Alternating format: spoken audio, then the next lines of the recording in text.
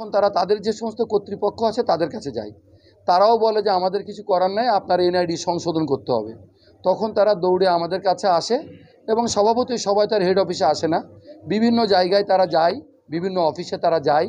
কিন্তু ওই অফিসগুলোতে যে তারা তাদের অসহায়ত্বের কথা, তাদের সমস্যার কথা বলে এবং যা হয় বাংলাদেশে, যা তারা ঝামেলার এবং কষ্টের শিকার হন এবং তারা সময় মতো অনেক সময় এগুলো পান না এবং তারা অনেক বিড়ম্বনার শিকার হন। আর আমাদের অফিসও তাদেরকে সবসময় চাইলেও সহায়তা করতে পারে না, কারণ এমন সব তথ্যের সংশোধন চাওয়া হয় যেগুলো ঠিক সরাসরি করাও যায় না এবং সেইগুলো থেকে তাদেরকে নিষ্কৃতিও দেওয়া যায় না। সো উভয় পক্ষের জন্য একটা বিব্রতকর পরিস্থিতির সৃষ্টি হয়।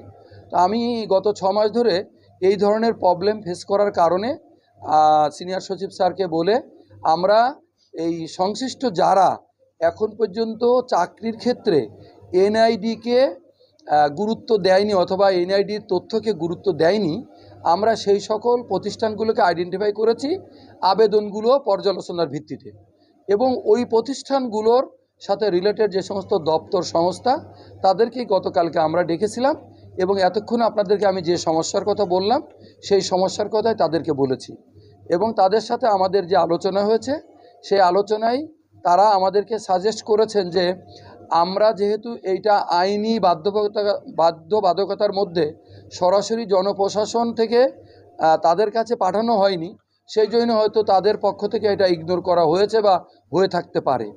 এই জন্য যদি জনপ্রশাসনের মাধ্যমে আইনি কাঠামোর মধ্যে এটা এনে যদি দেওয়া হয় তাহলে এইটার বাইরে যাওয়ার কারোর সুযোগ থাকবে না। আর আমরা যেটা বলেছি যে যেহেতু এনআইডি আইনে আপনার হচ্ছে এনআইডির বাধ্যবাধকতা আরোপ করা হয়েছে এবং আইবাস যেই কারণে এনআইডির বাধ্যবাধকতা আরোপ করেছে সেটাও ফাইন্যান্সের আইনি বাধ্যবাধকতা।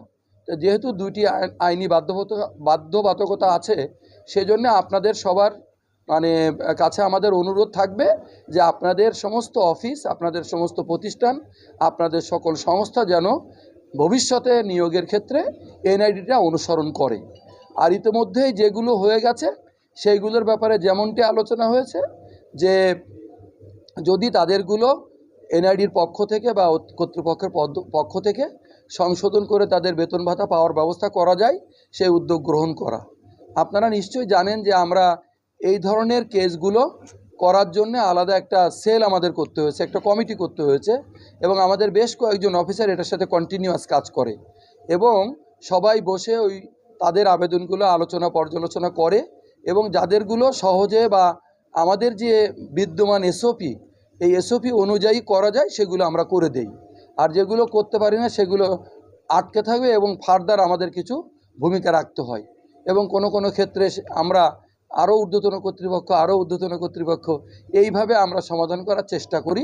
কিন্তু এটা আমাদের জন্য একটা বড় ধরনের সমস্যা, আমাদের দেশের জন্য সমস্যা এবং যারা ভুক্তভোগী তাদের জন্য তো আরও বড় সমস্যা। সেই সমস্ত বিষয়গুলো নিয়ে আমরা গতকাল সভাটা করেছি।